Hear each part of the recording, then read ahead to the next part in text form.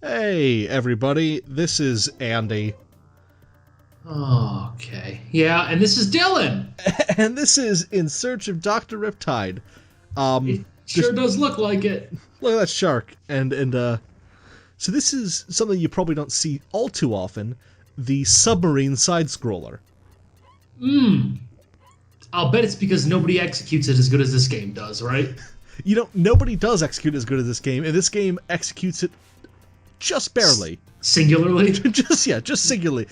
It gets it. Oh, it gets it, but it's, not in the greatest possible way.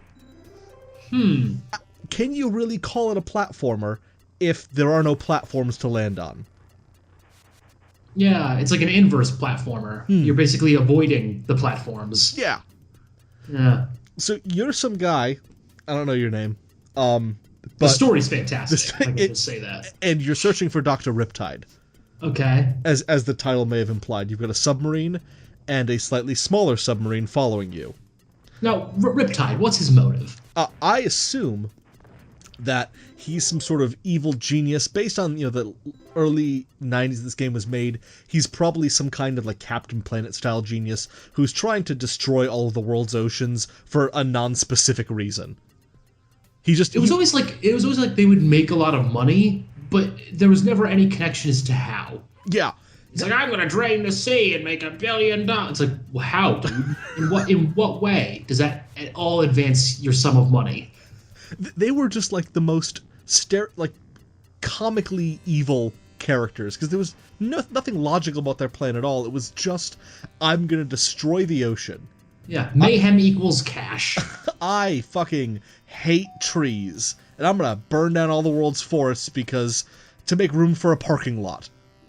Now, so you have this little tiny submarine you can send with. Yeah, and he can go into smaller areas, but he has like really low health, and he can only stay away for so long. It's kind of a cool mechanic, though. Yeah, it is. I think there's a couple other games that have had stuff like that, like where you have like a little robot you can send out and do things. This is one of the first ones I can remember playing with it, and it's one of those things that comes in handy sometimes, and other times it gets blown up and you have to go find another one. But that's about the most interesting mechanic this game has. Ah, new password. Well, you should probably show asterisks, right? Because that's not safe. No, that's You're too good. You are too good. Can you even imagine something that good? Well, dang, you're too good. I don't know why. This, again, that environmental theme. People are dumping their barrels full of gold at the bottom of the ocean.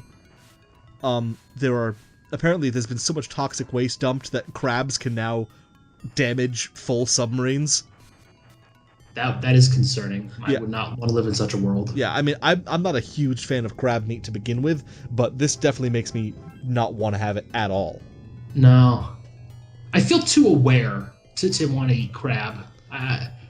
I know it's a pretty common food. It's really not that surprising at all, but it's just, you look at a crab and you think, well, I don't want that near my mouth ever. Like, I don't need to kill it for it to be acceptable near my mouth. It's a whole stop. Not interested. Yeah, it's a weird thing for me eating things that have shells.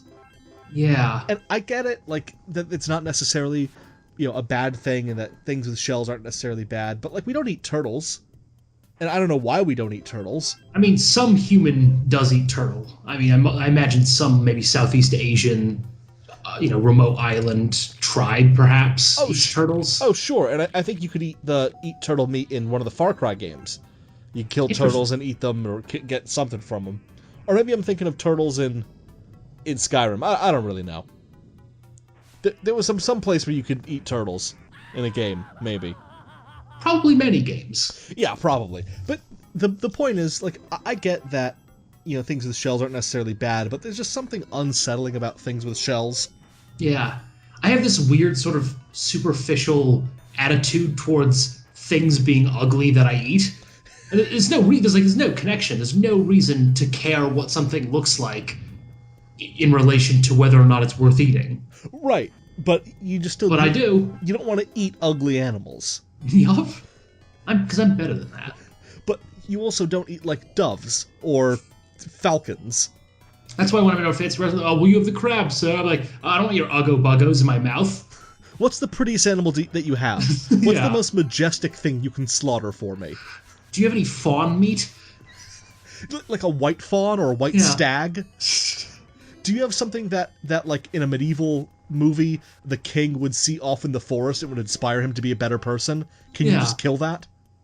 I'd like to eat a Bengal tiger, please. One of those albino ones.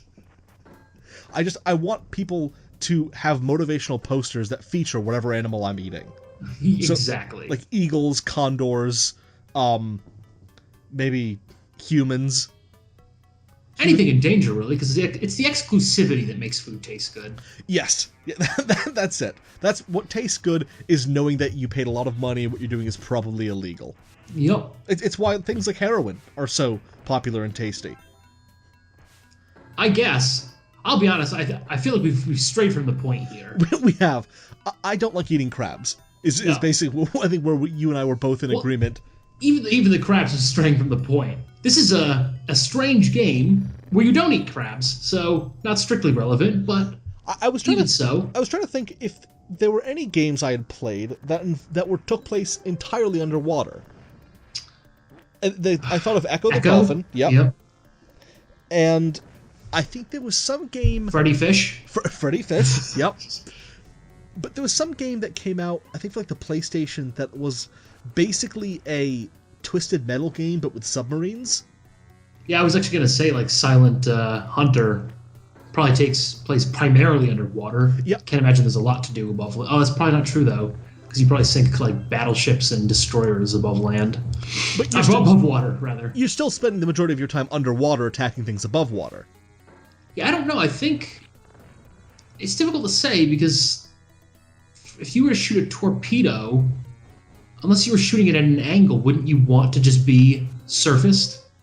Because then you put your periscope up and you get your readings.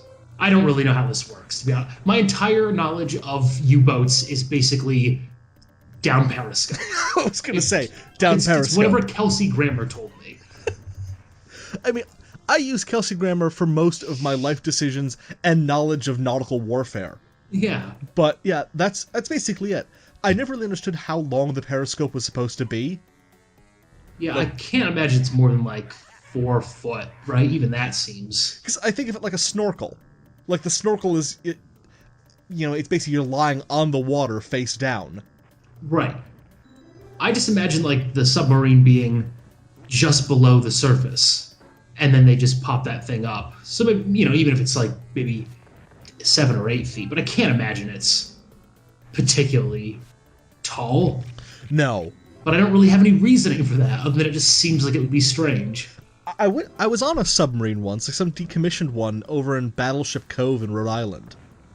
And not the largest submarine naval base in Connecticut, or rather the U.S. No, not... Isn't that what Connecticut is? Yeah, Connecticut is in the U.S., yeah. And, it was Groton. But no, I was in Battleship Cove, which I think is in Rhode Island somewhere. And we went on a submarine for like 10 minutes. It was kind of cool, I guess. Yeah, when I went down there as a kid, even as a kid, I was, obviously fairly tall. And I realized, this is something I could never do. This is already a problem, and I haven't finished growing yet, so... There went your dreams of following in Kelsey Grammer's footsteps. Yeah. Of dying in a can in the ocean. I mean, you still can die in a can in the ocean. You could just, like, put yourself in an oil barrel. That's true. Like in Tintin and the Blue Lotus. Yeah. Was that an oil barrel? In the Blue Lotus, opium? I don't remember. He hid in a barrel of something, though. Yeah. But I don't remember what exactly it was for. Oh, I died again. Was it the Kraken? It was the Kraken. Or was it just some... Whoa. Oh, that's heroin. Yeah, right? That's a...